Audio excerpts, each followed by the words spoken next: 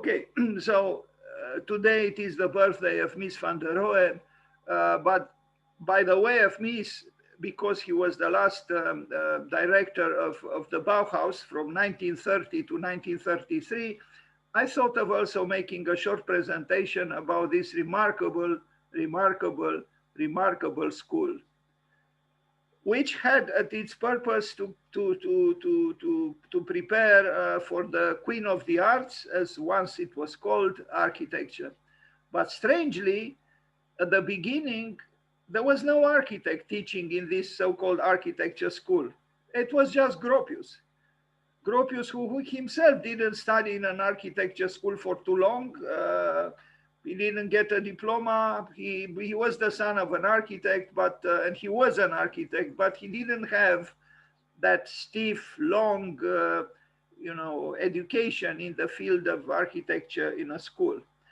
So this was the manifesto that Walter Gropius wrote in 1919.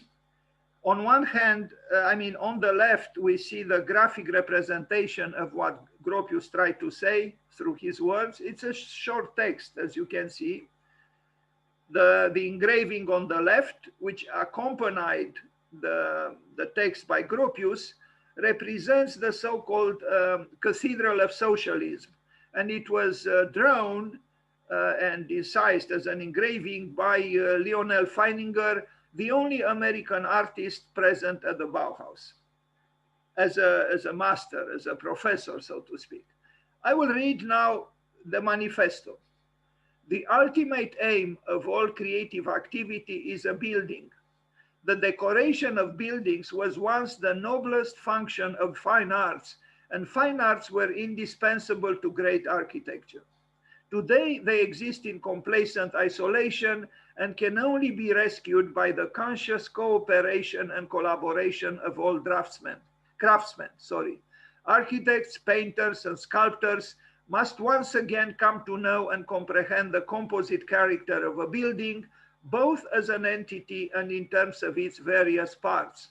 Then their work will be filled with that true architectonic spirit which a salon d'art or salon art, it has lost. The old art schools were unable to produce this unity, and how indeed should they have done so, since art cannot be taught? This is an interesting statement. Art cannot be taught. And in fact, the very same thing was said by Zaha Hadid and Wolf Prix when they stated that architecture cannot be taught.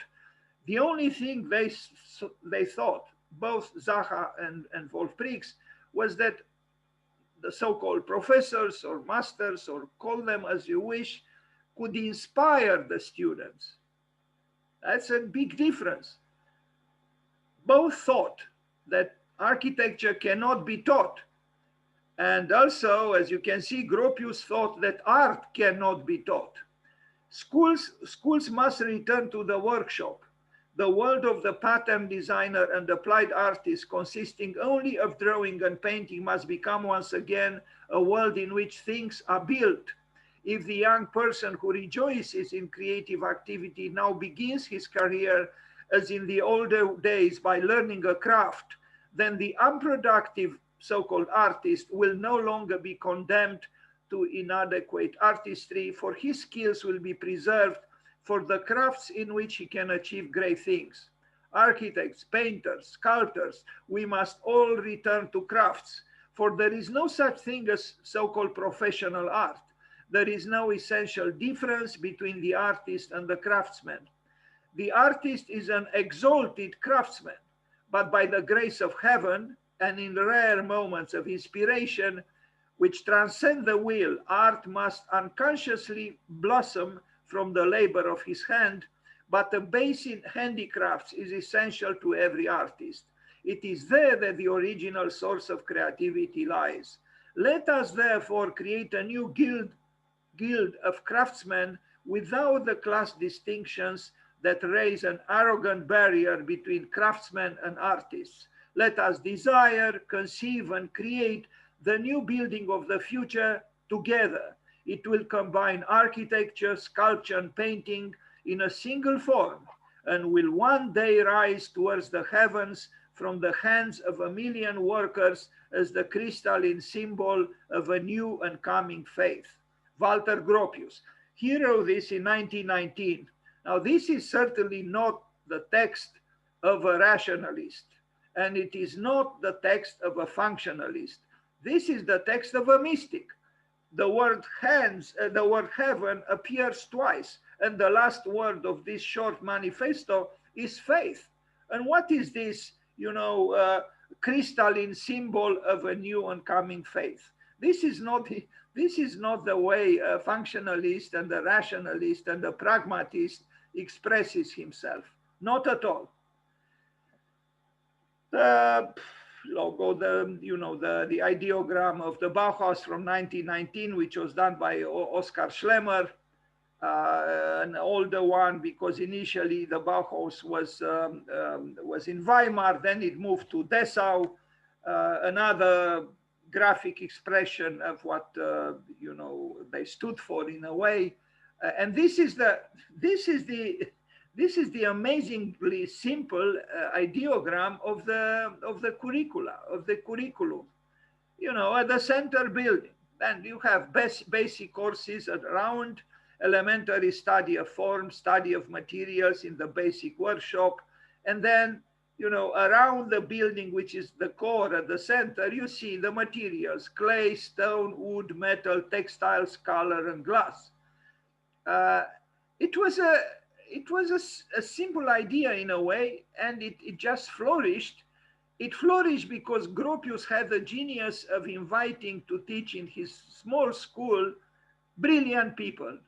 I mean, the most brilliant, Paul Klee, Vasily Kandinsky, Johannes Itten, Oskar Schlemmer, Lionel Feininger, and so on. Here they are on the roof of the school. I know some of them. This is Moholy-Nagy from Hungary. This is Walter Gropius here. This is Vasily Kandinsky. This is Paul Klee. This is Lionel Feininger. This is the only lady who was a master, meaning a professor in the school, Günther Stolzel, the only one who took her hat off. All the men didn't think of such trivial matters to take their hats off. This is Marcel Breuer, also from Hungary, a brilliant young man who became a brilliant practitioner of architecture in the United States and design. This picture moves me very much because here you have a small group of people who changed the world and who continue to change the world. And this is beautiful. When you have brilliance, when you have freedom, when you have great creative ideas, because this is what Gropius was able to do. He brought together a brilliant group of brilliant people. And when you have such professors, the students flourish themselves. Of course, this was the complex of buildings in Dessau. I think the school moved to Dessau in 1925 or 1926, so 5-6 years after it started in Weimar in 1919. These were built by Walter Gropius, a poster. Here is Walter Gropius, who after 1933 immigrated himself via London and England towards the United States, and he became the director of the graduate school of design at Harvard for many years. Look what he says: only work which is the product of inner compulsion can have spiritual meaning. Why was he interested in a spiritual meaning? And why are we not at all interested in spiritual meanings? I would strongly underline this question. Why is it that the themes in our projects, in our schools, are not concerned at all with what he names spiritual meaning? Why? Because we are certainly not just, animals concerned just with eating and sleeping and making money. There is a spiritual life. A human being who doesn't have a spiritual life as well, in my opinion, doesn't quite deserve the name of being a human being. These are buildings. In some buildings are built for the students, some for the so-called masters, the professors. These are for the professors. Quite, if if not opulent, but very comfortable and large, large buildings. This is a monument that Walter Gropius designed. Again, at the beginning of his career, Walter Gropius was an expressionist, and this shows clearly that he was. Here is Johannes Eden, a professor at the school, the mystic at the school. Unfortunately, after 2 years or so, there were tensions between him and Walter Gropius, and he had to leave, but the students loved him. He was a Swiss artist who also advocated, you know, being a vegetarian, and he advocated you know, certain spiritual practices derived from what it was called Mazda's Nun. It was an esotericism at work that this man tried to bring into the school. And he taught the theory of color. Here is Lionel Feininger, the man who created that engraving that you saw with the Cathedral of Socialism that accompanied the text by Walter Gropius. He was American, but parents and grandparents and so on, German. So this was the graphic, you know, work that was accompanying the text by Walter Gropius in the manifesto. This is, I think, Make. I forgot his name. I'm a little bit confused because there are two artists with very similar names, and I always make this confusion. He was also teaching at the school, a sculptor. Yes, Marx, Gerhard Marx. Gerhard Marx, the sculptor.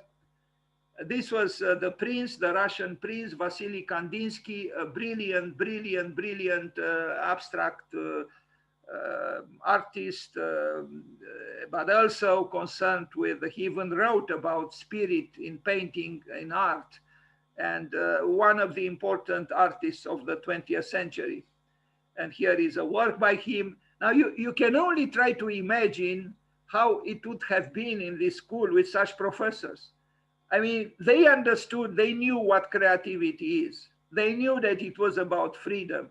They knew that it was about vision. They knew that it was about exuberance, and they instilled them in the students.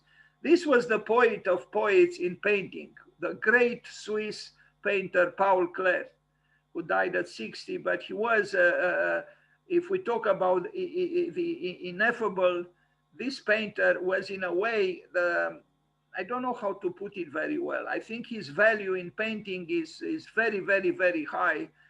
Is much less known, unfortunately, than Picasso, but in a way he represents what everything Picasso doesn't represent. And I have the highest admiration and respect and love for Picasso, but I also do for Paul Klee, who made small artworks, but very delicate, at the same time complex and very poetical. And he was good friends with Kandinsky. And MIES van der Rohe, in his apartment in Chicago, had on his white walls little artworks by this man, Paul Klee. If you don't know his work, I suggest you check him out. Paulklee.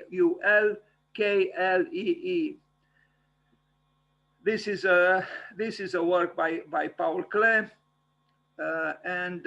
This is Günther Stölzel, the teacher in the textile and weaving department at the Bauhaus, a brilliant woman herself. And so she worked with textiles.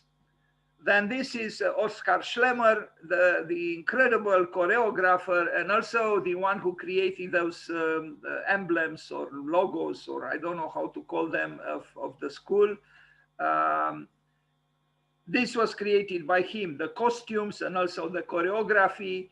It was a school that searched for wholeness, all the arts to come together. But as you can see, there were no architects. At the beginning, there was not, with the exception of Walter Gropius. The second director of the school was Hans Meyer, who was an architect, and the third one, MIES van der Rohe, who was an architect. But there were no other professors. This is Marcel Breuer, a designer of furniture who became a very accomplished and very brilliant architect in the United States. And Gropius was inspired to bring him to Harvard and first to London, to England, and then to... So you see, there was this association, this collaboration, this friendship, this mutual respect and admiration between some brilliant people. Yes, I am aware that I use the word brilliant quite often today, but I use it, I think, in a deserving way, because these people do deserve this word. You know, again, it was a small group of people, and this small group of people still moves the world. And this is my appeal to you, the students. Unless you want to change the world, of course, the world doesn't let itself be changed easily, but you have to have the desire to make the world better. If you don't have this desire, in my opinion, you don't achieve your highest potential. Don't you think that Brâncuș, when he left Romania on foot going towards Paris, he wanted to do deep down within himself the same thing, to change the world, at least the world of sculpture? I think so. Although it's possible, if you would have asked him, he would not have known. Maybe the thought, you know, consciously formulated, didn't exist as such. But what makes a man leave his country on foot towards Paris? It is clearly an attempt to develop himself as much as possible and to provoke some kind of a change, some kind of a revolution. And he was able to do it. And I think we have to be animated, if possible, by the same desire to make the world better, to bring new forms of expression, to create a new art, to create a new architecture. Because unless we have such a desire, what is the alternative? To go on the common road, the road that was already built by other people, and we just rather in a bored way walk on that road. I don't think it's enough. I mean, we look at these people, they were revolutionaries, all of them, in a different way, even in a gentle way. I'm not trying to say that they were, recalcitrant beings, but look what Marcel Breuer built in the United States. He didn't really have training in architecture. He studied at the Bauhaus, but he became the master in the furniture department. Yet, this is one of his buildings, and he built many. This is Laszlo Moholy-Nagy, a man coming from Hungary, just like Marcel Breuer, and he arrived at being the director of the Chicago Bauhaus, the new Bauhaus in Chicago. Another, I would say, a beautiful human being, who actually, I think he started first as being a lawyer, and then he became an artist, a photographer. This was done by him. So what do we see here? We see these people, in a heterogeneous group, inventors, creators, animated by, truly we need again such an impetus towards a love for the new, a love for creativity, a love for experimenting. This is what the Bauhaus was all about, and they succeeded. This is Miss. Hello, Miss. Happy birthday to you. Miss, by the way, was the name of his father, the family name, but he changed his name. And Miss became kind of like a first name, although his real first name was Ludwig. And Miss is known as Miss van der Rohe, but van der Rohe is the name of his mother. And van der is an affectation that he felt he needed in order to give the name some kind of a nobility appearance. He wanted to call himself Miss van Rohe, but the German, legislation didn't allow him to do so because he was not coming from a noble family. So he chose the Dutch form, van der. Why exactly he wanted to do this, I don't know. But also what is very funny in a way is because his name in translation is Lousy van der Rohe, because Mies translated into English from German means lousy. And I myself wrote a text, and I can send it to you if you want for a competition, a house for lousy van der Rohe. A house which, besides or beyond the recognized, acknowledged affection for Mies, also has the derogatory, self-derogatory side, which he himself didn't eliminate. In fact, in a strange way, almost self-destructive way, he made it possible by making his name MIES VAN DER ROHE. This was a building by, we are going to study it in detail in the presentation on him. But I chose to illustrate, his architectural presence in this short presentation about the Bauhaus, because he was not just about, at the beginning, as you can see, he built with bricks and with a certain expressionism, I would say, cubistic expressionism. But nevertheless, this building is not what comes to your mind when you think of Mies. And this is Johannes Eaton. Eaton, hello, Mr. Meister Eaton, that the students laughed, and unfortunately Gropius didn't after 2 years or so. These are choreographic works by Oskar Schlemmer. The students and the professors, they play together and they work together. So this unity between students and professors was beautiful, and it proved to be very, very nourishing. You know, there were no frontiers between them, actually. Even, you know, in these artistic endeavors, they were together, professors and students. Again, Oskar Schlemmer again. They also understood, in fact, Oskar Schlemmer is right here in the center. They understood at the Bauhaus that work combined with playing, play and work and play gives results in terms of creativity.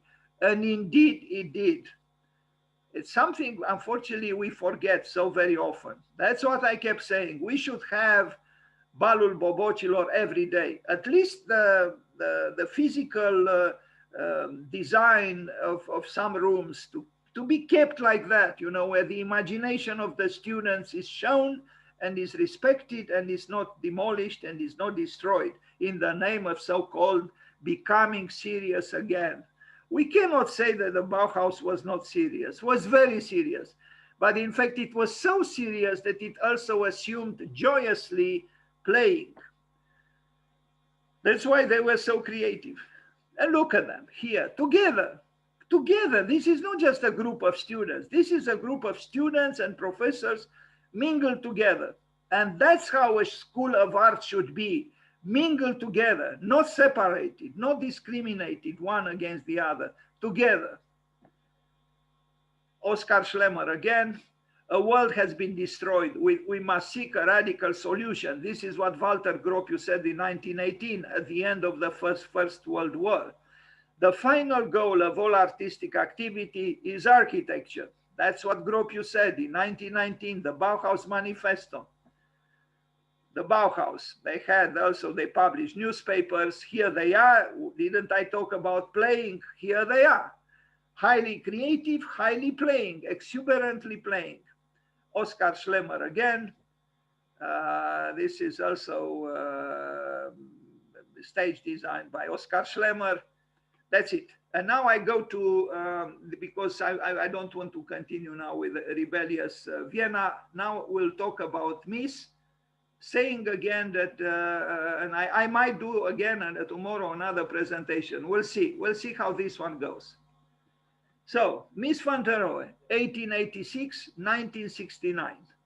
So he died at 84 and 83. And he was born, today, March the 27th, in 1886. So Ludwig Mies van der Rohe, born Maria Ludwig Michael Mies, born on March 27th, was a German-American architect. He was commonly referred to as Mies, his surname, along with Alvar Aalto, Le Corbusier, Walter Gropius, and Frank Lloyd Wright. He is regarded as one of the pioneers of modernist architecture. Not a little thing. In the 1930s, Mies was the last director of the Bauhaus, a groundbreaking school of modern art, design, and architecture. After Nazism's rise to power, with its strong opposition to modernism, leading to the closing of the Bauhaus itself, Mies emigrated to the United States. He accepted the position to head the architecture school at the Armour Institute of Technology, later the Illinois Institute of Technology in Chicago. This was the man. Women loved him and he loved women. There are books written about his romantic life. Yeah, here he is, I guess, drawing. He drew very, very well, and his drawings are very, in my opinion, very, very delicate and very poetical. Although, as I said, and as you know, he employed most of the time, but not always, the right angle and the straight line. Smoking. And I'm tempted to think that people who smoke have an inner turbulence, which they need to express through the fume that comes out of, after inhaling, from a cigarette. This is a so-called portrait of Mies.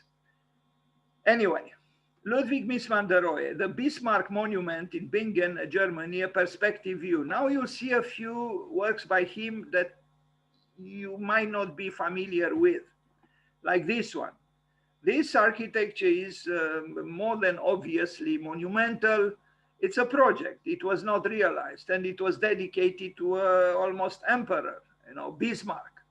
It was a Bismarck monument. The Prussian leader was a remarkable leader, but a very strong one. And the monument itself expresses this positioning of the inhabitants, so to speak, of the monument, of power, political power. You might say that this is an architecture which is not so removed or easily removable from, what Nazism advocated or liked as well. But the truth is, Mies, although there seems to be some ambiguity in his relationship with the Nazi, he left Germany in 1933, so he turned his back on them. So he did, you will see some projects done by him which were not realized, but they are important for his development as an architect. Some drawings. His drawings look, this sketch is just a sketch. You would say, so what's the big deal about this sketch? I don't know. I mean, I look at it and I see a pure architect, concerned with space and with that ineffable that I mentioned at the beginning. I see a poet here. Actually, in these few lines, I see that purity of thought that I think a good architect should have. Now, of course, his elaborate, rigorously traced drawings show, the accomplished architect, but still the playfulness of the creative person is still very much to be seen. A good artist, even when he or she respects, certain rules, in essence wants to betray them, to break them, to achieve freedom. And, these sketches, like the sketches of many architects, show the process of coming into being of an idea. This is a study for Barcelona Pavilion, and you see, he drew very delicately, you know, and sensitively. I don't think today there are too many architects who draw like this. Some of the stars of today, in my opinion, are not so skillful at drawing so-called poetically. If I am to think of the drawings of Bjarke Ingels, in my opinion, they are more frivolous in a way and cartoon-like compared to this ineffable drawing by MIES. I mean, even the position of the human silhouette, you know, it shows someone in a meditative posture. It's nothing, you know, declamatory or it's a discrete drawing, I would say. Here he has a collage, in fact, with a painting by Paul Klee. They were colleagues at the Bauhaus, and he loved Paul Klee. Even this fact that he adorned the walls of his apartment in Chicago with artworks by Paul Klee says something about MIES, because it means he understood, he felt, he responded to the poetry of the paintings of Paul Klee, who was not at all a rationalist.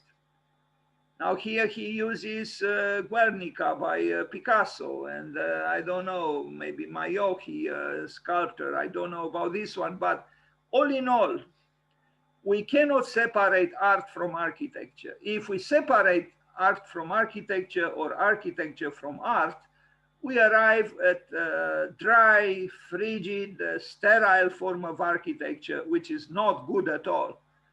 We need that connection. Without that connection, architecture will not make it into the pages of the histories of art. In order to keep architecture in the pages of the histories of art, it has to be itself art, and very concerned with art. I'm not saying that architecture is only art, no. But in order to become, you know, eligible to be in the pages of a history of art, it has to have artistic qualities. And the architect has to have deep knowledge about art. In fact, Le Corbusier stated this very, very clearly in that letter that I mentioned before to a group of architects, young architects in South Africa, that the knowledge about art of the artist is a must, you know, the knowledge of art and artists. It is a must for an architect, because without the knowledge, what do you nourish your heart from? You know, you need that connection. And then, of course, your building has the chance to be artistically powerful, endowed with that energy, creative energy, which art generates. And, you know, MIES being at the Bauhaus, obviously, I mean, he was surrounded by art, by artists. And so there was this conjunction of various fields which flourished in such a school. And it's still a mystery to me, a negative mystery, why in the schools of architecture in our country, art is not taught every year. I don't understand why. Anyway, we think other things are more important, like regulations and codes and I don't know what, dry matters. But with those things don't warm up your heart, that's for sure. This is, again, you know, in almost all his projects and perspectives and collages, there is art. Here we have art. It's a scribe from Egypt, probably. And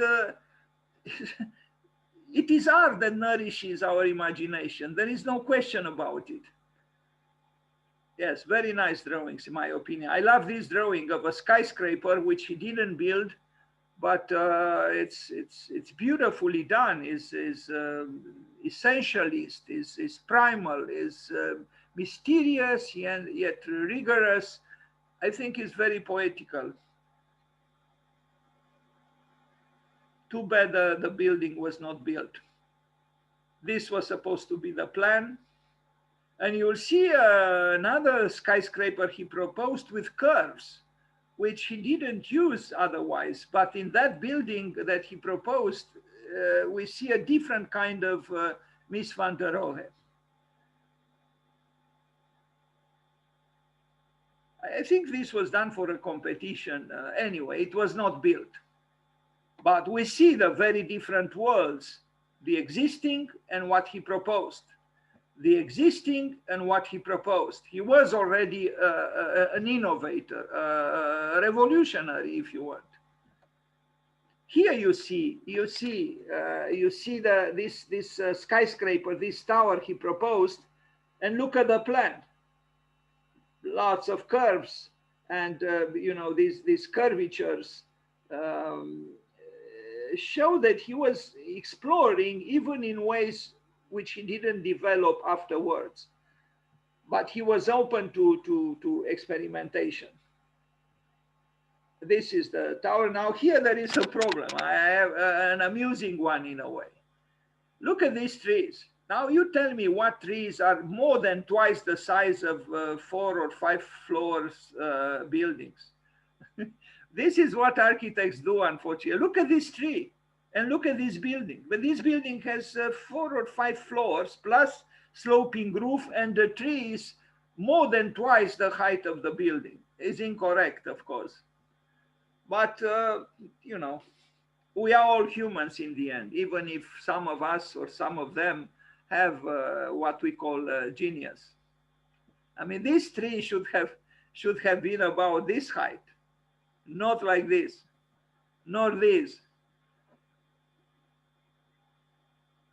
But the tower is nice. It should have been built. And here you see the plan. Now, you look at this drawing and you tell me if playing was not part of it. Of course it was. You know, the capriciousness. Now, the professor would ask, why did you do this? What do you think MIES van der Rohe would have answered? You know, you cannot give a rational answer to this. If you are to be honest, you could say, because that's how I felt. That's what it is. It's nothing else. I felt to do it like this. Do I need to give a so-called rational, analytical response? You know, A, B, C, D, 1 + 1 + 1 = 1 + 1 + 1. No.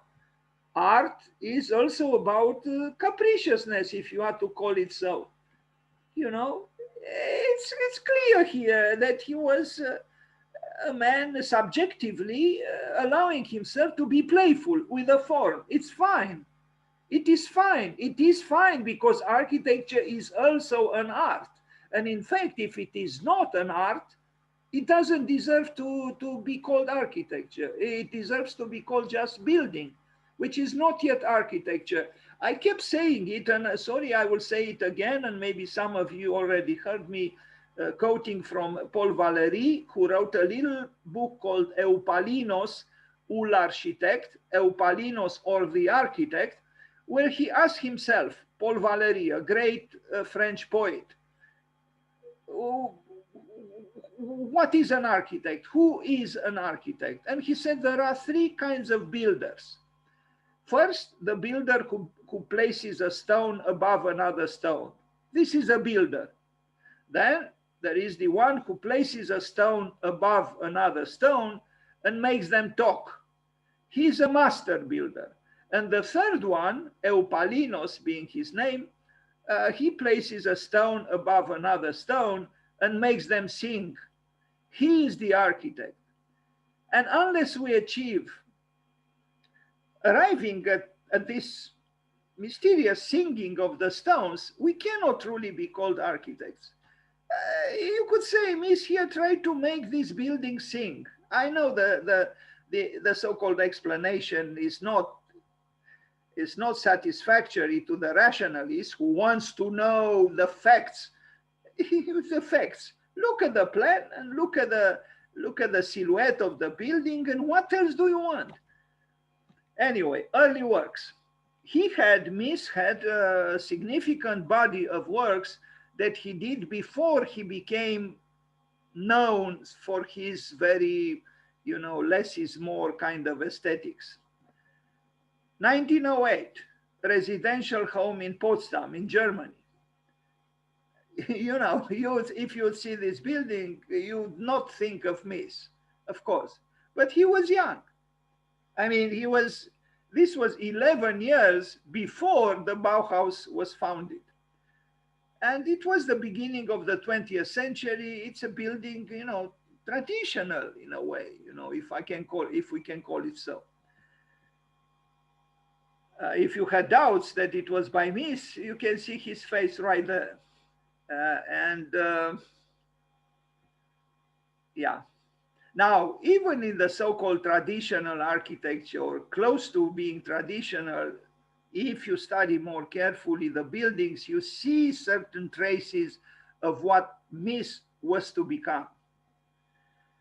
1911, Pearl's house, again, a home, a residential home. This one, again, you know, who would think that this is Mies van der Rohe? I would rather think that it is closer to Schinkel than to Mies, but it is Mies van der Rohe. But even here, if you see the other part of the building here, you begin to see, well, once you know, like here, there is a certain austerity, and there is something about this building, or this complex of, I mean, this building composed of various parts that somehow point towards Mies. Werner House, 1913, another, that's how the language is on Wikipedia, residential home. I guess you could also have homes which are not residential, I don't know. This one also clearly, you know, it's a building that is not really modern, but maybe in the vigor of the structure, and you can anticipate a little bit what was to come, maybe. Sorry about the Alami thing. But you see here the evolution of an architect, which was kind of explainable and natural. You know, even the first buildings by Le Corbusier, they were, you know, far from being similar to Villa Savoye and so on. So there was an evolution. They started kind of slow from the past, from the present, their present. Urbig House, 1917 in Potsdam. He had the chance to build some big buildings.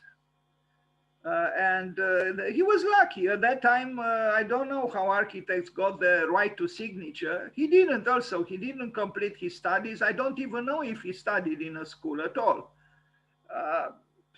I guess at that time, the bureaucracy was not so stringent as in our times.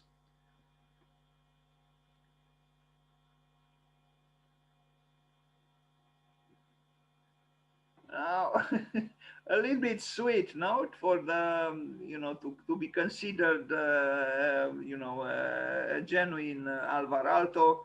The Kempner House from 1922, residential home again, Charlottenburg, and Haus Eichstätt in Berlin, well, covered by ivy, and but still the architecture is far from what we know of Mies.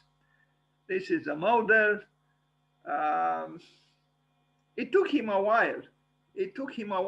1925, Villa Wolf, but I don't know if this one, yeah, I found pictures of it, but I just couldn't believe my eyes. It was very, very modern, and it confused me a little, and I didn't have time to double check. So I left it without the images. 1926, the Mosler House, again, a residential building. And he worked with bricks, and you will see also modernistic buildings built with bricks, and some of them quite interesting. Now, from 1926, you'll see, we already saw an image with a monument dedicated to Karl Liebknecht and Rosa Luxemburg in Berlin. It was this building. I don't know if it still exists. It's a very I think an excellent monument structure that shows the tumultuousness in a way expressed geometrically of the revolutionary movement.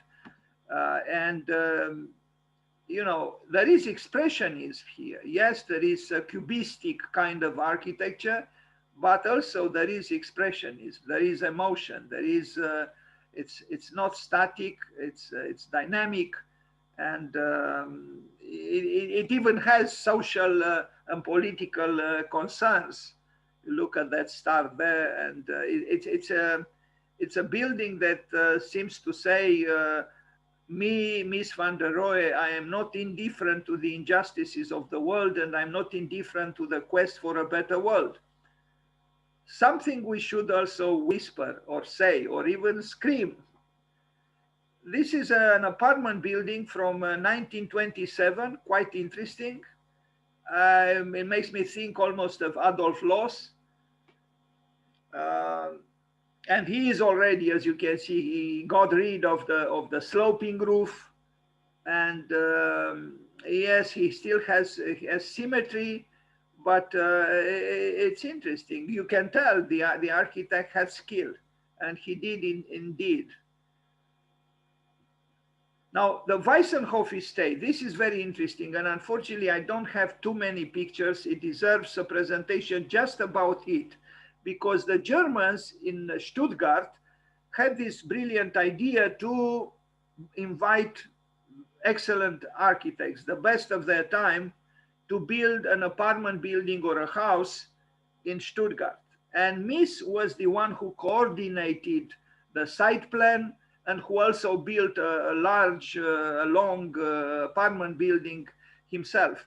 So he was the planner in a way, the urbanist of this cluster, this grouping of buildings. And even Le Corbusier was the Hans Scharoun, others. It was an important enterprise for the city of Stuttgart. Here you see the buildings built by the modern architects of the time. The Germans did this also in Berlin 3 times, in 1930s, in 1950s, and in 1980s. And I think it's an idea that should be borrowed by other cities in the world, because the idea to invite the best architects of the time to build an apartment building or a house is a good one, because on one hand, it stimulates the activity of architecture in that city and in that country. On the other hand, is a great destination for cultural tourism. So it's nice to have buildings by important architects in your town, so to speak, in your city. This was the building built by MIES. Besides being the urbanist, he was also the one who designed this building.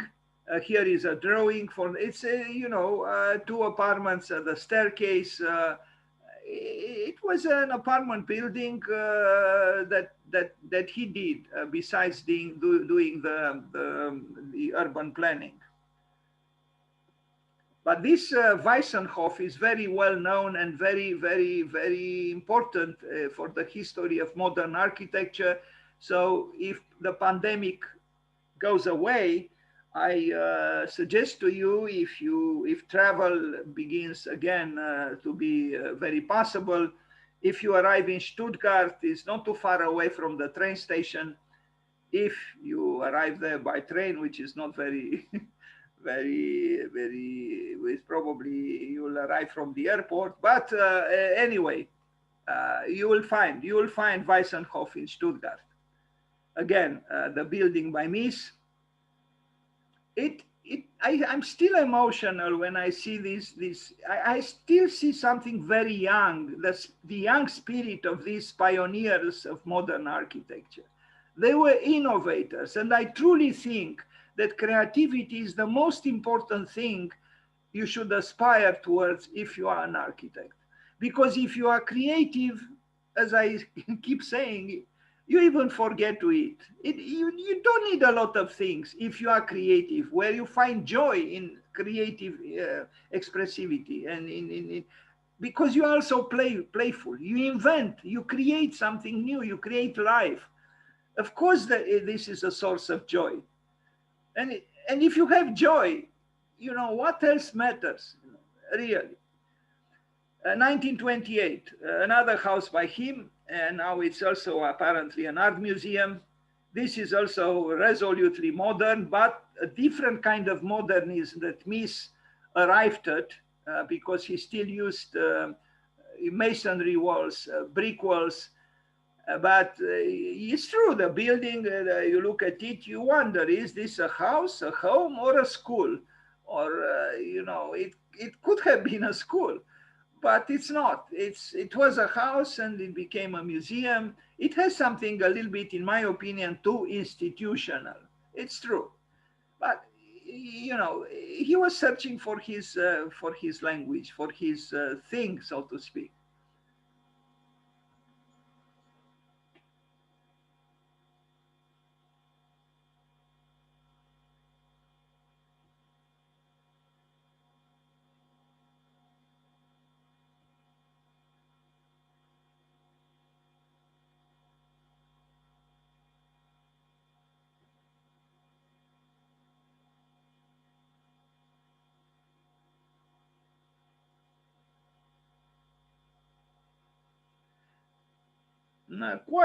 Quite large pieces of glass here. It was perhaps some kind of a premonition of what was to come once he moved to the United States. Now we arrive at the famous Barcelona pavilion, which was destroyed, as you probably know, and it was rebuilt in Barcelona about 50 years later. This was from 1929. So he was in 1929, he didn't yet become the director of the Bauhaus. He became the director of the Bauhaus in 1930 until 1933. I don't know if in 1929 he was already teaching at the Bauhaus, was involved with the Bauhaus. Maybe yes, maybe not. I'm not sure. I have to check this. But Gropius invited him in 1930 to replace actually Hans Meyer, who got carried away by communism, and he was accused of being a communist and a socialist. But Hans Meyer was an interesting man in his own way, a different way. Anyway, as I said, Mies van der Rohe was the third director of the Bauhaus. The first one, Gropius; the second one, Hans Meyer; the third one, Mies van der Rohe. And the building, I said this and I will say it again. I know that Mies is famous for saying less is more. And I know that people think that he was banishing ornament just as Adolf Loos did, but it's not true. You see here the marbled walls, which are very ornamental, are they not? And the picture is not as evocative as it could be, but I hope to have others. One thing is for sure, just like Adolf Loos, they condemned and banished the ornament, but they both used marble with a very rich natural ornamentation. You see even here and here, these are not blank white walls at all. There. Here. Would you say that this wall is not ornamental? Of course it is ornamental. Highly so. In fact, it's all covered with ornaments, the natural ornaments of the material he used. Even here, there are the ornaments, the intrinsic ornaments of the material he used.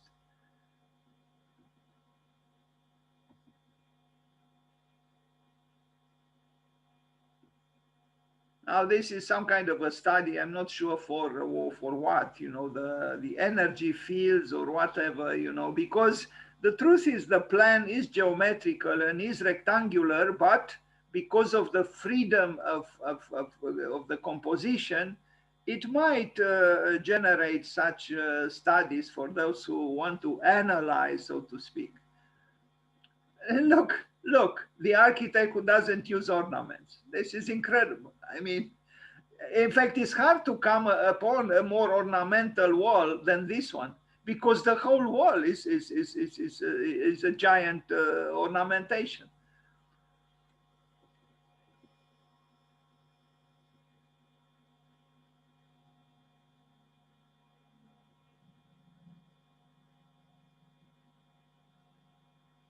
On the other hand, an art critic, an art historian in Chicago told me that maybe it was a joke, that when Mies said less is more, he said it because he knew very little English. And so, you know, he expressed himself with just a few words. He didn't know English. Now, I don't know if this is really the reason why he said less is more.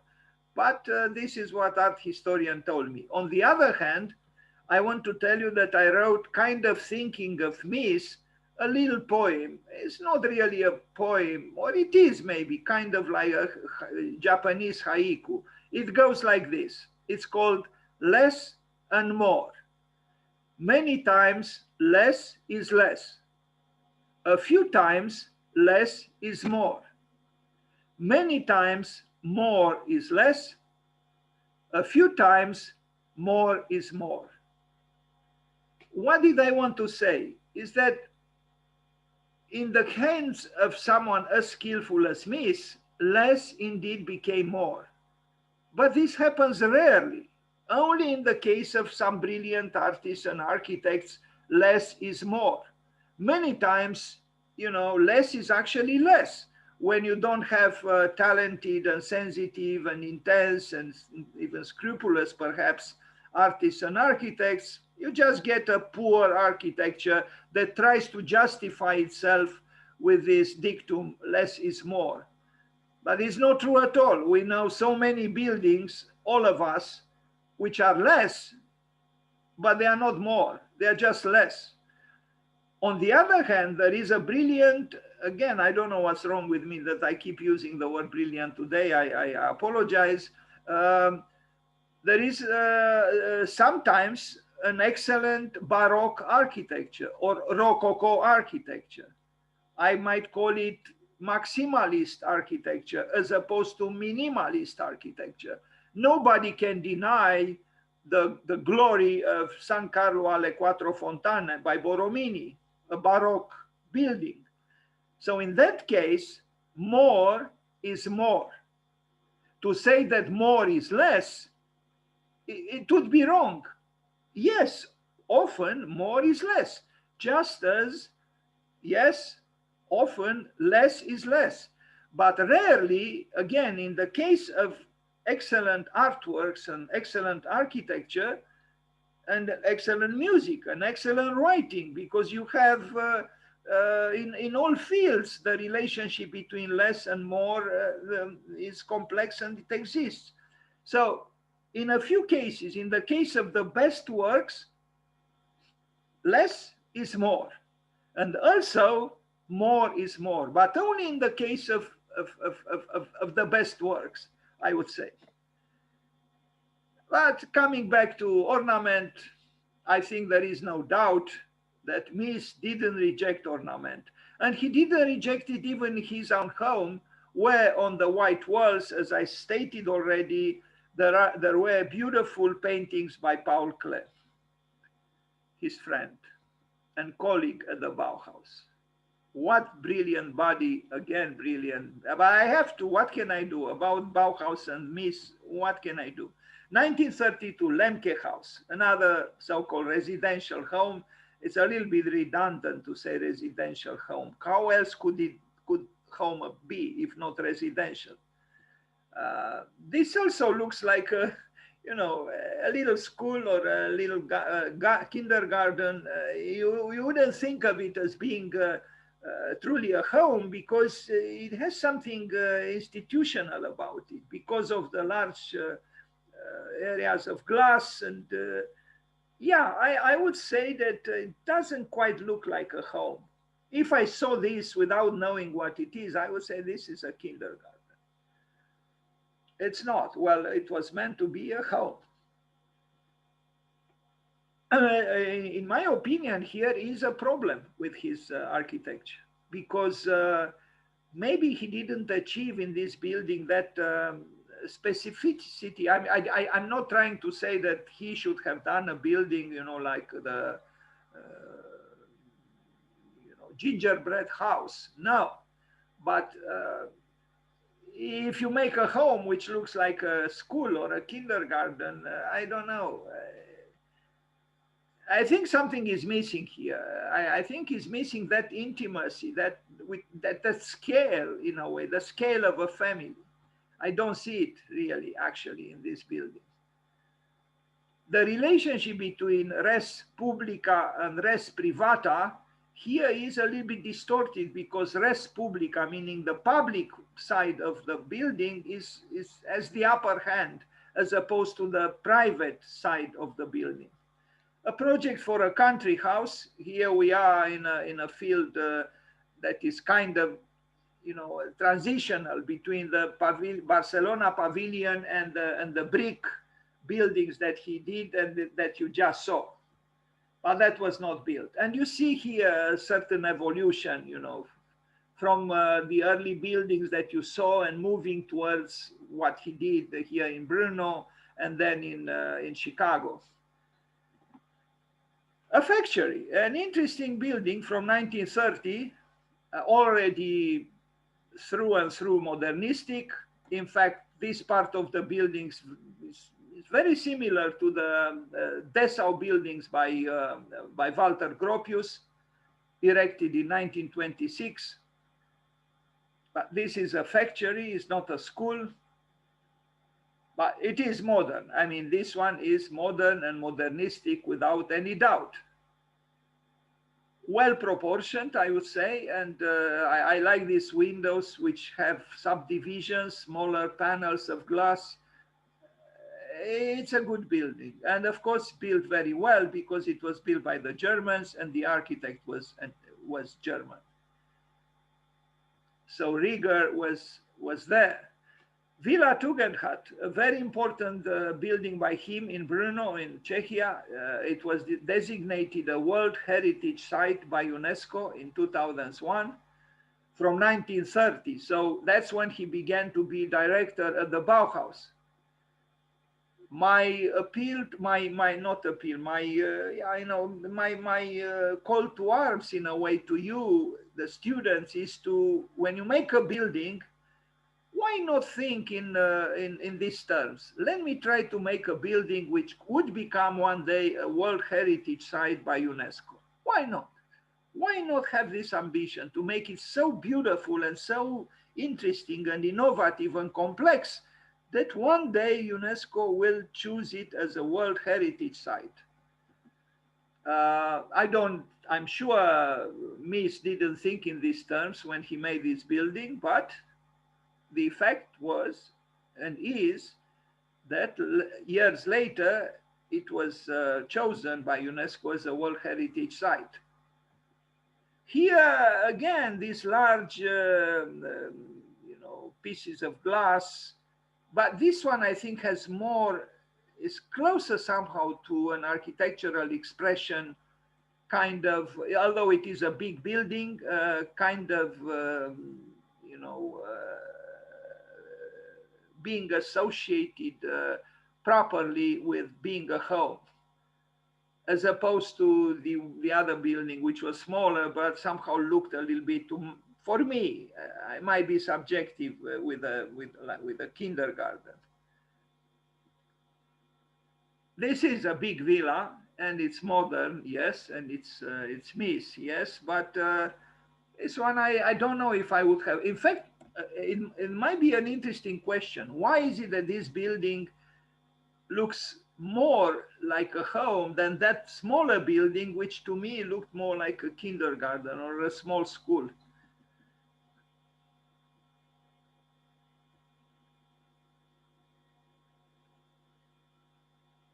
You see, from time to time, he uses the curve. So he was not dogmatic, you know, to totally banish, you know, curves.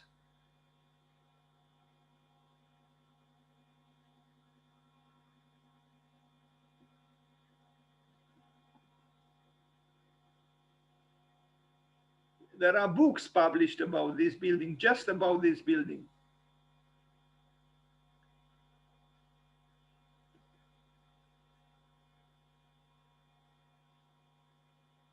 Tugendhat, Bruno.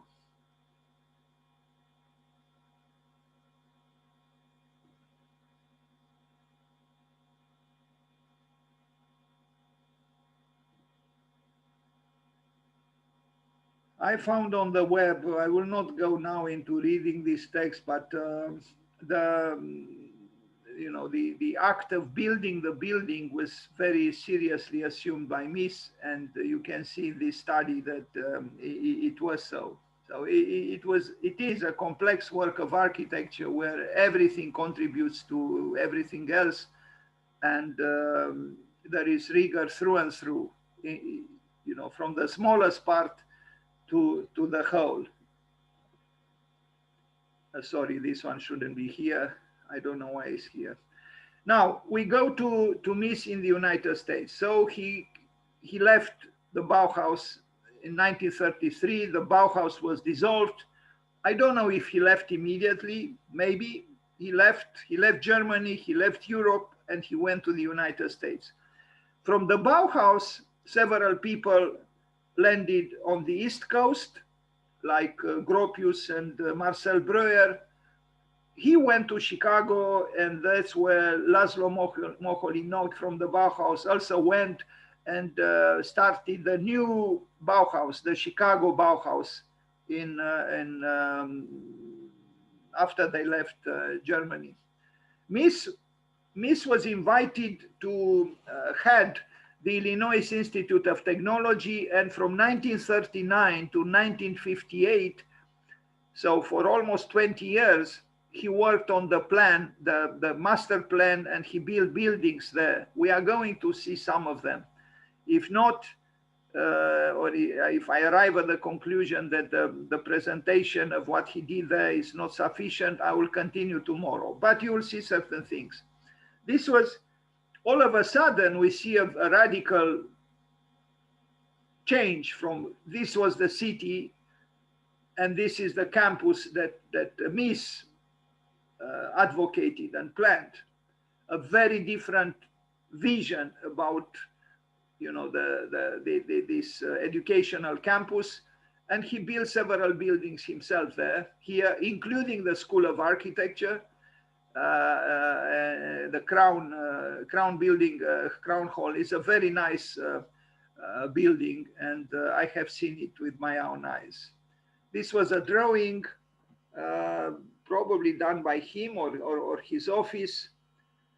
Now maybe it doesn't look very impressive now, but when you consider that it was done, you know, 80 years ago, this was still a very modern and in a way radical kind of urbanism. And even now, if you look at this is a rather recent picture. For example, this building here is by Rem Koolhaas, is a student center with a subway station above the student center per se. And this is Chicago, yes, and this is the campus that MIES designed. Of course, he was already famous because the Bauhaus was famous and the people who taught there, and he also led the school for 3 years. So he arrived in the United States with excellent credentials. In my opinion, and I might be opposed, but I have a feeling that somehow MIES destroyed something in Chicago. He came to Chicago with a seductiveness of accomplished Europeans with a new aesthetic, but Chicago had its own greatness with Louis Sullivan and Frank Lloyd Wright, to mention the most important architects there. And and what they stood for was kind of forgotten by the city in which they actually lived and worked when MIES arrived. So MIES had, in my opinion, it almost paralyzed the city, because with his kind of architecture, he, in my opinion, it disoriented a little bit the city. And even now, I think the city is a little bit confused. It lost its connection with Wright and Sullivan, and it was sidetracked, so to speak, by the newcomer, meaning by MIES. The promontory apartments from 1949, so 62 years ago, a residential apartment building, apartment complex, which I like very much. It's very, yes, it's very, you know, Cartesian, rectangular, but especially from the back, I like it a lot. It is, I don't know exactly how to put it. It's very well proportioned. I think it has sensitivity. It appears to be simplistic. You know, at the first view, you would say, "Wait a minute, you know, what's so special about this building?" I myself didn't study it in detail. I didn't analyze it, but I saw some other pictures, and I hope I have them here. Forget the interior where you can see the chairs designed by MIES himself. Yeah, this picture, look, it's very, the building has dignity, has, well, of course it has verticality, but I don't know, despite the fact that it is a rectangularity here, nothing else, I think it's a very serious and a very sensitive building. I know you might say, what's so sensitive about this? I don't know very well if I can explain it. Maybe the proportions, yeah, I guess the proportions. It is cultural. It is not insensitive artistically, I think. I like this building by MIES.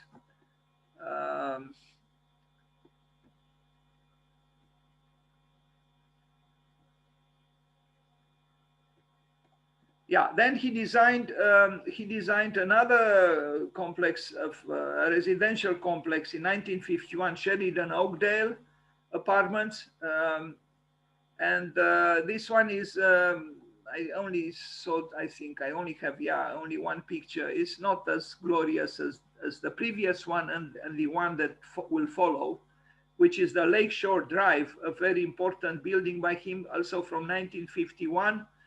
Here they are, two towers, and already this is MIES as we know him. You know, there is a finely proportioned tower on the left and equally so on the right. And here you might, I don't know if I would say less is more, because I don't know. I still don't consider his architecture being minimalist. No, it's because it is a sensitivity, and because the man, and I so regret I don't have a quotation, but I will send it to you, to all the students, at least from the second year at the university, a quotation from him which shows clearly that his goal, his target was actually the immeasurable, not the measurable. Thus, he was not a minimalist, and he was not a rationalist, and he was not a functionalist. Or if he was also more than that, and he was more than that. I mean, look at this picture, you know, with verticals and horizontals, he achieves even a graphic poetry, I would say. Of course, if you look at this tower and this one here, or that one there, you might, or this one in between, you might say, what's the big difference? You know, all of them, they use verticals and horizontals. So at the first reading or seeing, you might say, what's so special? Why are these two towers by MIES more architecture than what is behind, or this or that. I have to be careful about how to answer this. You know, I feel it, but I know this is not enough, because for someone who needs to explain in probably a rational way something that belongs to a realm which is not totally rational, this is not easy. It's not easy. But my impression is that when I look at these two buildings by MIES, despite the fact that it is a rectangularity at work, I see that escape from uh, from uh, from the measurable. But I am aware that my language is not, appears to be not very rigorous. It's because I'm trying to name the ineffable, that immeasurable. It has to do, I don't know, with the proportions. With, you saw his drawings, very delicate drawings. That that touch of the pencil on the paper is somehow present in the buildings as well. Here we have the Hancock Tower by SOM, and so these two are by MIES. Now, if we compare these two with these two, what is the difference? Because they seem to be similar, right?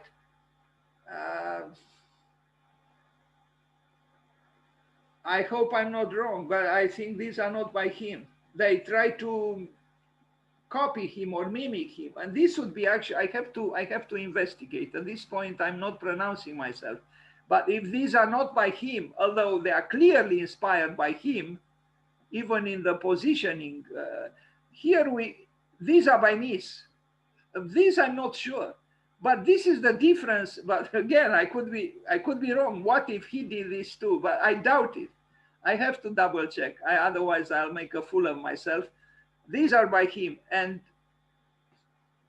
these still stand out, I think. Although, you know, you say I can make such buildings too, you know, and these buildings seem to say the same thing, but I have to double check this. This is very interesting. In fact, this is the first time I am thinking in these terms, to compare this pair of buildings with this pair of buildings. I would be very, very surprised if both pairs were done by him. I think only these two are done by him. I'll let you know.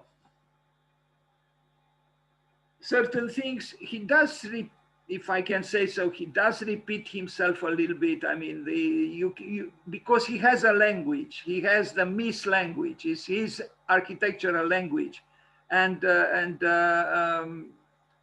again, I don't think this is by him. This is by him, and this is by him. But I have to double check. And again, in the back is the famous Hancock Tower by Skidmore, Owings, and Merrill. This kind of scheme he used also at the Seagram building in New York, a tower that the drawings were signed by Philip Johnson because he didn't have, you know, the right to sign his building in New York. I don't know in Chicago how he handled these matters. Here he is, MIES in his older age, contemplating, I don't know from the terrace of what building, the two Lakeshore Drive buildings. I have to tell you, I went with a bicycle from Evanston, where I was living, all the way by the edge of Lake Michigan, and there is a way to go around it and then see the silhouette, the skyline of Chicago, and it is very impressive. But I have to say, there was something a little bit disappointing, because I felt that all this glory, the glory of the skyscrapers, and skyscrapers in buildings in Chicago are very different from those in New York. And I can tell you why. Because in New York, there is a lot of advertising, a lot of publicity, billboards, and so on. In Chicago, you won't see them. You see the architecture as it was meant to be. There are no disturbances. So from a certain point of view, Chicago is more impressive through its architecture. But beyond this, my feeling was that all this glory was actually made with the same raison d'être. And that raison d'être, that reason to be, was again capitalism, was about making a profit. I felt it. It was, but maybe the social mechanisms of society, the mechanisms of society in our time didn't allow for other, motivations for the buildings. But I felt there was something a little bit impure, because it wasn't, for example, like now, of course, these were not cathedrals, were apartment buildings and office buildings. But somehow I felt that behind the glory lies a certain impure motivation. And I'm still puzzled by this impure motivation. Is it the best we can do to erect excellent buildings in order to increase the profit of other people? I don't know. I don't have answers, but I have the question. The architecture is good, yes. His architecture is good. Now, another residential block of flats, 1951. This is actually an ensemble complexes, various buildings. They are all similar, but they have dignity, no doubt. They have the dignity of rhythm and the rigor of the structure. And I like the austerity, actually. It's not a brutalist architecture, as it is called, but it has a level of austerity which I personally like.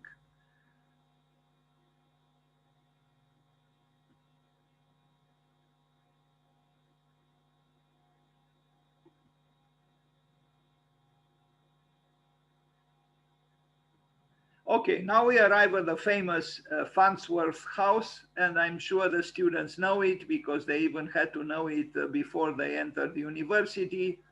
It's indeed one of his most famous buildings. Unfortunately, the water and the flooding, which affects the site on which Farnsworth House is, doesn't care too much about its fame. In fact, you see right here that the flooding of the water was a reality and is a reality. But it is a remarkable building, and it is a shame that I lived there for 5 or 6 years, and 6 years almost, and I didn't visit it. So here it is. Now, again, was MIES a functionalist? In my opinion, no. Because if he was a functionalist, he would have thought of the possible flooding, because there were, enough experiences about this in that area, but also, elevating the building from the earth a little bit, just a little bit. A functionalist would have thought how to clean that space underneath. He didn't think about such matters. I mean, look here. I mean, this was an unusable space. He just tried to lift the building from the ground, but as opposed to l'unité d'habitation or other buildings en pilotis by Le Corbusier, where that space was used for or usable for certain activities, here it was too small. It was literally a place, and it is literally a place which gathers, in time, leaves of the trees and other things, and it might even be difficult to clean up. You see, what do you do with this space underneath?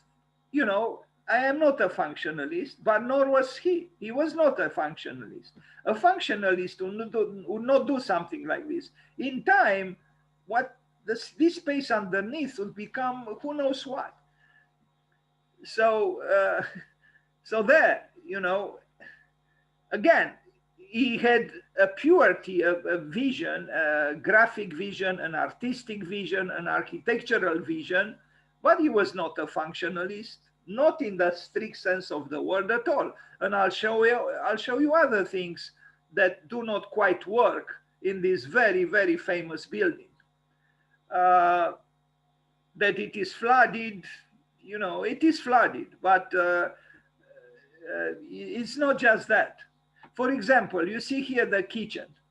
In order to work at the kitchen, I mean, you know, to cook, you turn your back towards the glass, towards light, and if you use just natural light, the shadow of your body is projected on the table.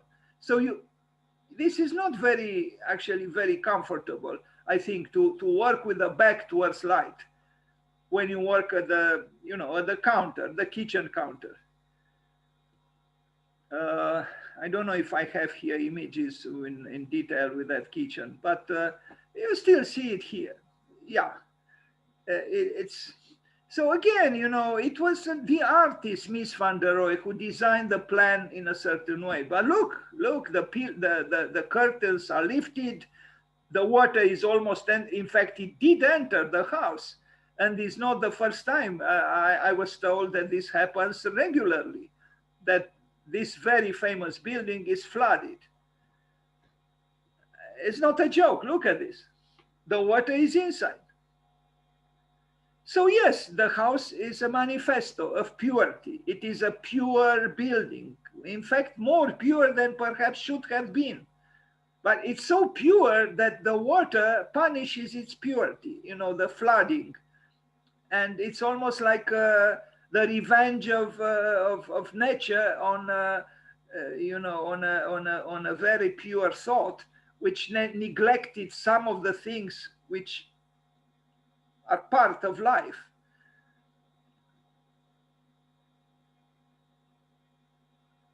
So you see, when Le Corbusier said, in the end, life is life is always right, I would say that here too, you know, you make a beautiful abstraction, and it is a beautiful building.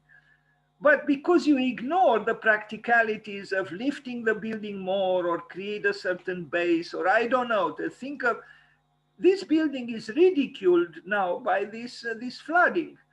And so the purity of the design is, yes, it is ridiculed by the events that happen from time to time. You know, you destroy a little bit your own dream because you neglected some of the realities that, of course, this is magnificent. I mean, absolutely magnificent. I mean, you know, the redness of the leaves, and now forget about what happens when the wind blows and all these spaces filled with who knows what. And now, yes, there isn't much else here besides leaves of the trees and so on. But all in all, this is a poetical statement of an artist who didn't care too much about what is happening underneath this space, you know, which needs to be cleaned up, at least from time to time, you know, and someone might hurt himself trying to do that cleaning and whatever.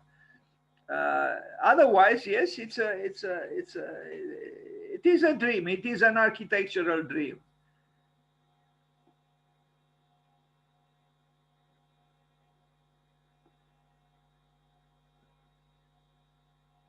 Look at the beauty of this stair. You know, this it is very, very elegantly done,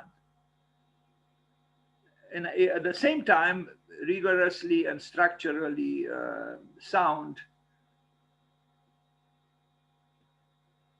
I remember when I visited Crown Hall, when I left, and where is the School of Architecture, when I left, and I so regret even now that I didn't have a camera with me, but I turned my head to say goodbye to the building, and it was sunset. It was, I don't know, around 5, 6, 7 p.m. in the evening, and it was a sunny day, and the sunlight fell on the platform at the entrance of the building, kind of like here on the left. And I had the feeling, I am telling you about what I felt. I had the feeling that platform before you entered the building was like an altar. An altar. There was something almost religious about it. There was something. I hope I'm not being carried away now by fantasy, but I know what I felt, and I really regret I didn't have that then a camera with me.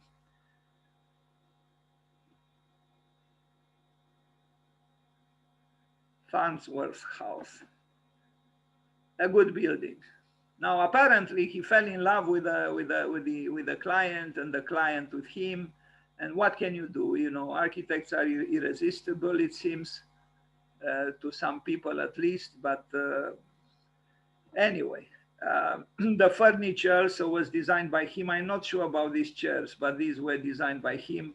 Also, this by him. It's possible also these. I wonder how it feels to live in such a building.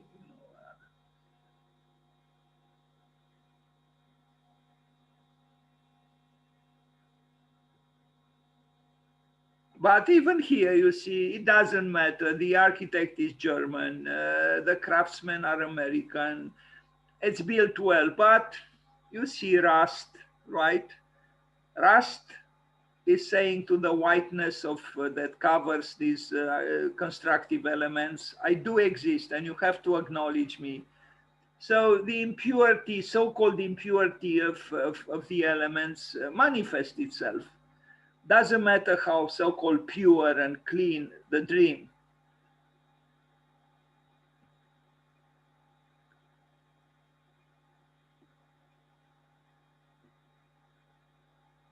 This was the client, probably thinking of MIES, the handsome German architect, madly in love with him, possibly. Ah, these seductive architects.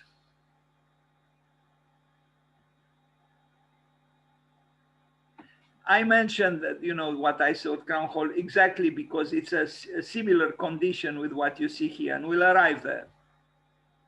Now, the man on the boat, you know, because what can you do? Water is water, you know, is unstoppable. The plan itself, a dream.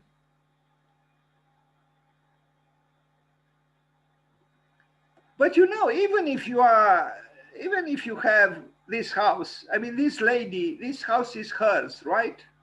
You would say this woman is living in paradise, right? I think she was a doctor, or anyway, it doesn't matter. But this house is hers, was designed by MIES. Is she happy? Was she happy? I mean, I see here a human being like all of us, you know, maybe dreaming, maybe having a nightmare, maybe having a headache. So, you know, you might be the inhabitant of this famous villa and still have headaches, still needing an aspirin. As Fernando Pessoa, the great Portuguese poet, said, we need God and aspirins. Or to paraphrase, we could say we need MIES and aspirins.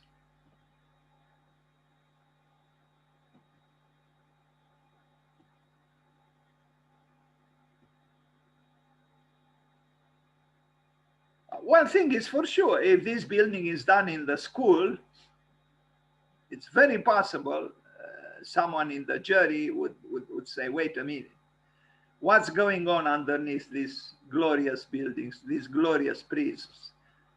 Could you please tell us? But look at the beauty of these working drawings done in pencil. This is pure poetry. Didn't I say that he was a poet? I mean, even graphically, this is poetry.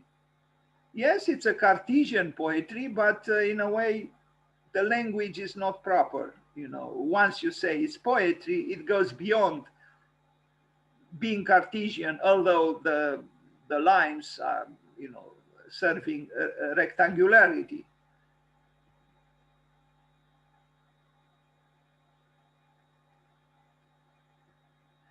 Crown Hall, the one that I just told you about, and is the School of Architecture. There, the Illinois Institute of Technology. And once I was invited there to be part of a so-called jury, and it was a nice experience because it's a huge space. They don't have classrooms. They don't have individual ateliers. It's just a single space where all the years work together. Look at that. And I think it's very, and they are here even distanced as if in the pandemic, you know. When I went there, it was much more crowded. But the fact that to have the whole school in a unique open space is very enlightening, because imagine you are a second year student, right? And you walk between the drafting boards, or, you know, with computers now, when you talk with a student from the third year, with a student from the fifth year, with a student from the first year, and you exchange opinions and you show what you work on. And it's very, very, I think, positive, such an experience, because it is what is called vertical learning, or a vertical atelier. It's almost as if you work together with the others on common projects, and you learn a lot, really, in this way. As you would learn a lot, let's imagine that at the university here, you will do a project with a student from the fourth year, with a student from the first year, and with a student from the fifth year, and with a student from urbanism, and with a student from the Faculty of Interior. This is called the vertical atelier, or the vertical studio. You can learn a lot from each other, but it's not done. It's not done because of bureaucratic reasons, you know, because then how do you give them the grades, and, you know, but forget bureaucracy. Isn't it about learning to learn the best way? I think that should be the goal. During construction, as you can see, even here, you know, German rigor at its best. And look at the splendid prism. This is what I was talking about, that when I left and I turned my head and I saw the sun, the way it was falling on this entrance platform was magnificent. I don't know if I probably can't verbalize adequately now, but I know what I felt then. It was like an altar. It was like a sacrificial altar in a way, where light was sacrificed, or I don't know, it's something almost sacred. And it was nothing but just this, what you see here, and the sunlight coming from the left when the sun was setting. Even in this picture in black and white, the nobility is obvious. This is perfection, you know, I mean, artistic perfection. Here is the man. Now, of course, the creator is in a different posture than the man who did the work, but he was a strong man in the good sense of the word. He brought to Chicago a strong vision, and unfortunately, that strong vision, in my opinion, crippled a little the city, because it forgot, as I said, of its own heroes, Wright and Sullivan. Here are the students working at the time when there were no computers.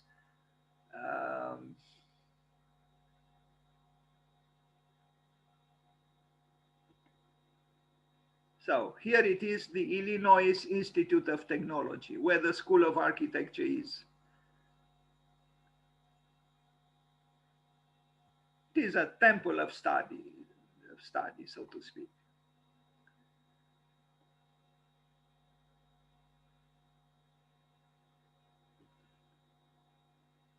Here is the master himself with some students. Not too many female students. Things changed, and I'm good they changed. At that time, mostly male students, as you can see. But in fact, is there any lady? One, maybe one here. That's it. Things are changed around dramatically. I'm very happy they did.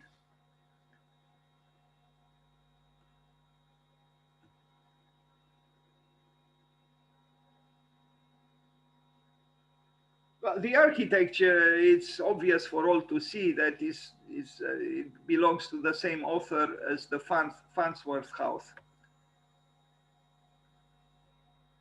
IIT Chapel, which I saw. Yes, it is a chapel, even though the Romanian Orthodox Church might think that in no way this could be a chapel, but it is. And I still wonder why we don't address such programs in school. As if, again, the spiritual life does not exist.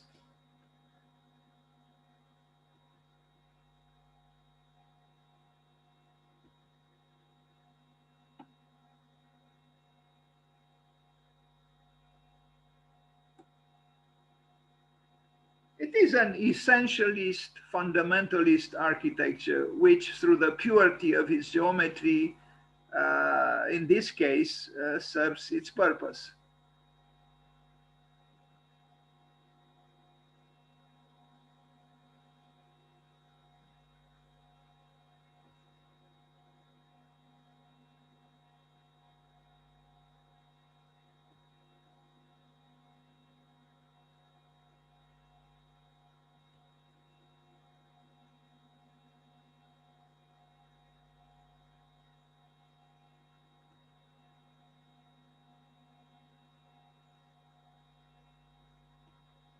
Now, this is, I mentioned it already, is the subway station at the IIT, Illinois Institute of Technology, with a student center designed by Rem Koolhaas.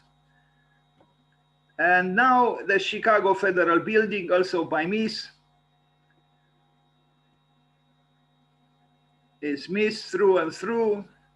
Truly, this man transformed a city, and a city like Chicago to be transformed. This is not an easy matter, but he did it.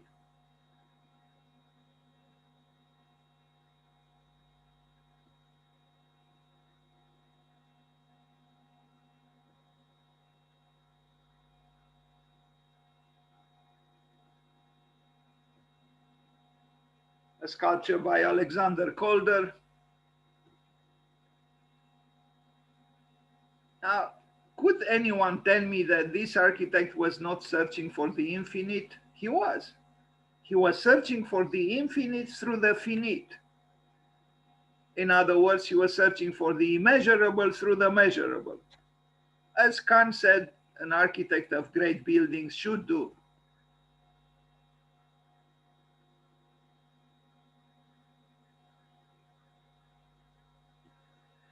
Lakeshore Drive apartments we already saw. I told you, I think that I was transforming an existing PowerPoint presentation into a new one, and now you see, but you see different pictures, which is okay. We already saw this picture. Sorry about this. We might have seen even this one. We didn't see the plan before, now we see it.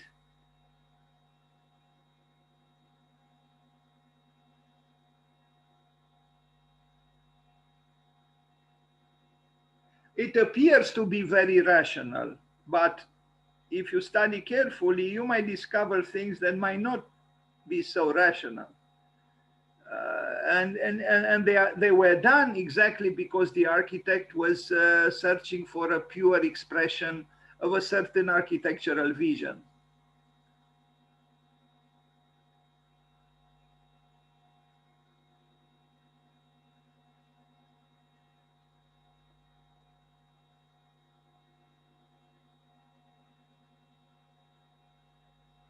You see, the kitchen is it doesn't have access to windows, so it's based on you know, mechanical ventilation.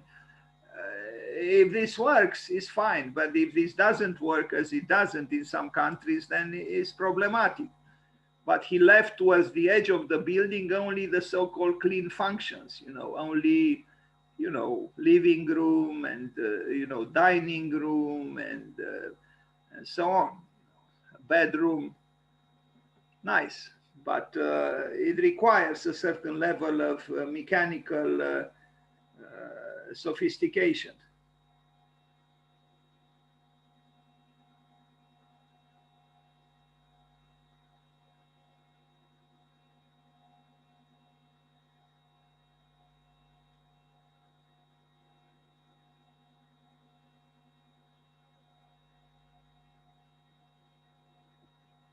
Seagram Building in New York, 1954, 1958. This one, from what I know, was the working drawings, the plans were signed by Philip Johnson because MIES didn't have the right to sign architectural drawings in New York. It's a very fine building. Once I did myself a little project which I sent to Japan, and I'm afraid I lost. I had a photograph. I proposed a meditation chapel right in front of the building here. I used to have a photograph, but I didn't see it in a long time. So in this plaza, I proposed the, the meditation chapel. I was kind of polemical towards capitalism in general. I was a little bit naive, but maybe, I mean, I know exactly how I did it. I could sketch it again. Bernard Tschumi used to say that a good project can be explained in 1 minute to your grandmother on the phone. There is a little bit of truth there, that if you have a clear idea and very well, you know, crystallized in your head and in your heart, then yes, it's possible you can explain it to your grandmother or to anyone on the phone. So that, yeah, that's where I propose the meditation chapel, right here. A little cubicle with 4 parts, and you descend with 4 stairs, kind of like at the Villa Rotonda by Palladio, and with it wasn't probably, I don't think I can right now explain it in less than a minute or a minute, but I can make a sketch. It wasn't too complicated, actually. The building, though, is very elegant. It's true. It has dignity and elegance.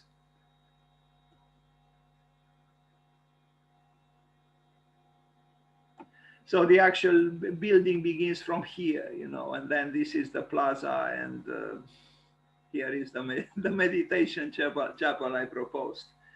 And I remember I superimposed on the building an image from a painter, Max Ernst, with a he devil. At that time, I did a project while I was in Romania, and I was rather critical of capitalism.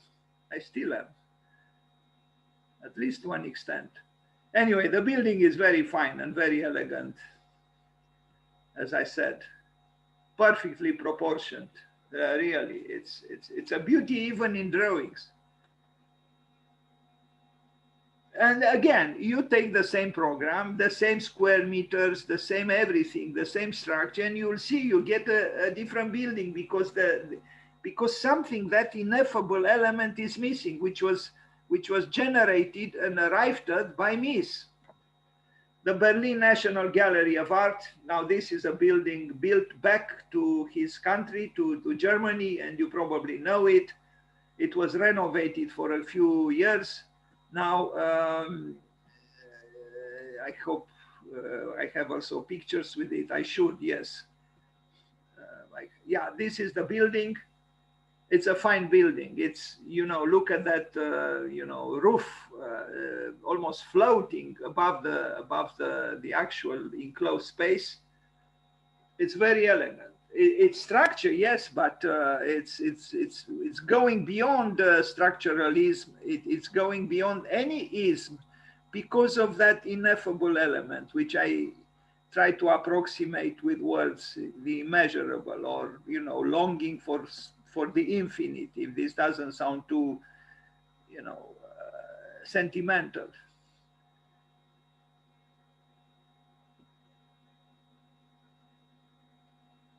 Now, the sculpture is not his, but the building is.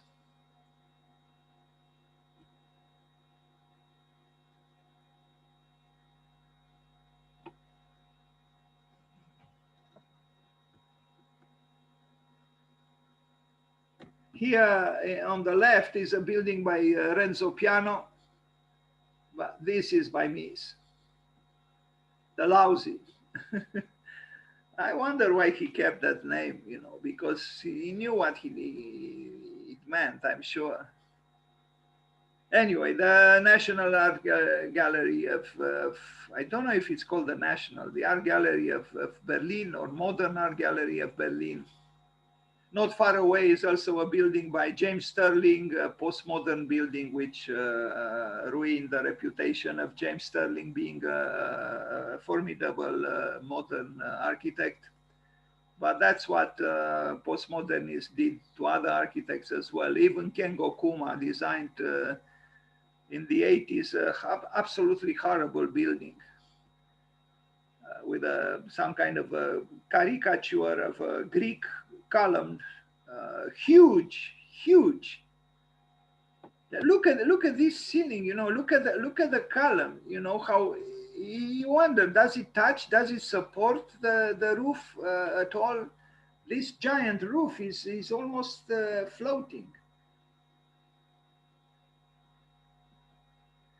Some furniture design. We are approaching the end of this presentation, and truly, especially the second part of it, what he did in the United States deserves probably a more ample presentation. So we will look at some designs of furniture he did, because he was also a very, very accomplished furniture designer. Here is one piece, the same elegant form giver. It is probably also comfortable, is structurally functioning very well, and elegant. Again, it has to do with elegance.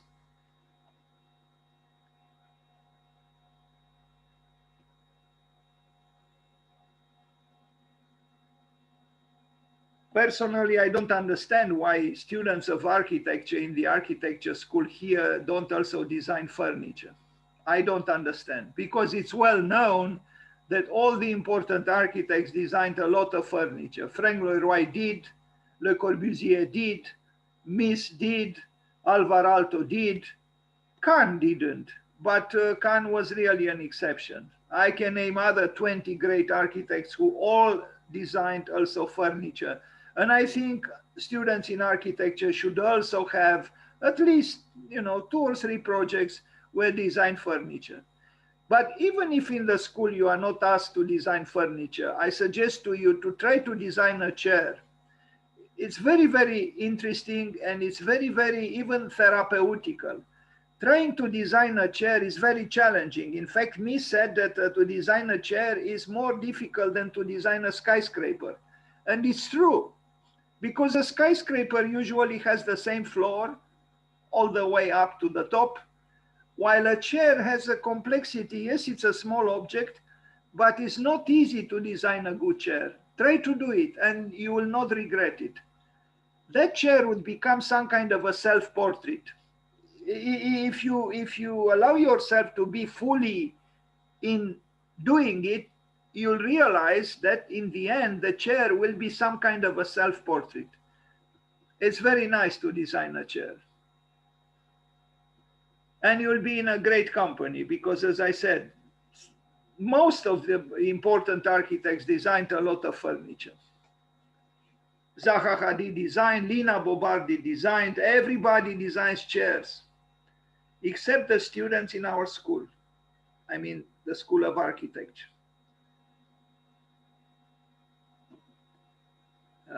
Here is a picture, I don't know you see very well, on the right, Rem Koolhaas, and on the left, Mies.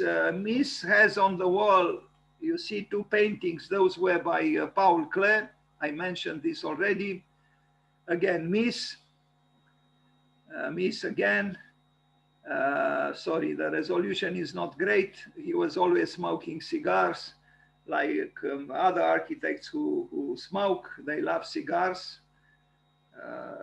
I wonder what Freud would have to say about this. Here he is with Philip Johnson on the left, and this is the leader of the Canadian Center of Architecture in Montreal, Phyllis Lambert, and this is a rendering of the Seagram building. They were probably negotiating to have Philip Johnson signed his, plans, his drawings. Philip Johnson, an interesting architect. I think he was the first one to receive the Pritzker Prize, but he had a problematic history ideologically. He was from the United States, kind of advocating the cause of Nazism, and he was a complicated figure, but an interesting man, and an interesting intellectual and historian of art, theoretician and builder of many buildings. And he even designed, as you probably know, his own glass house inspired by Mies, where he lived all his life. Anyway, here he is. the master of the game, with the drawings by the artworks by Paul Klee on the walls. And otherwise, building an apartment, I would say, with you know, a touch of classicism to the walls, if I can say so. Very elegant, of course. A master. Barcelona couch with black straps, created by Ludwig MIES van der Rohe for the German pavilion at the 1929 Barcelona exhibition. Again, try to design furniture yourselves. You'll see, you'll be happy you did. The couch gained widespread popularity in 1953 when architect Philip Johnson selected it for his New York apartment. Okay.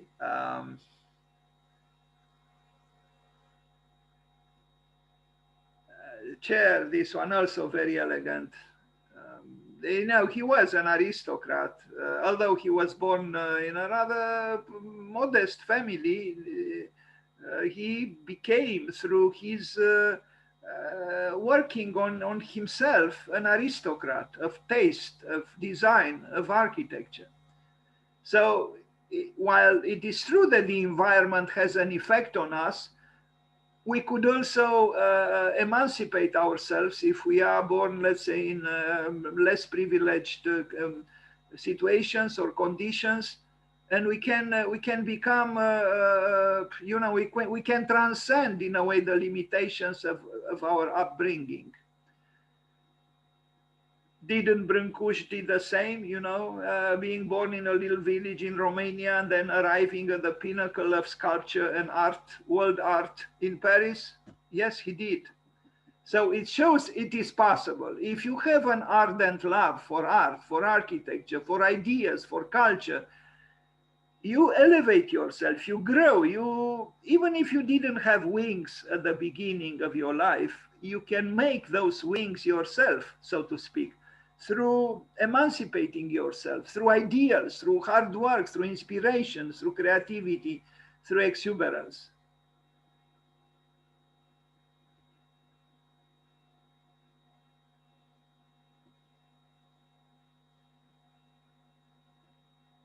And this is the last picture. I didn't quite want to end with it, but this is his stone grave or gravestone, stone grave or gravestone, 1886, 1969, Ludwig MIES van der Rohe.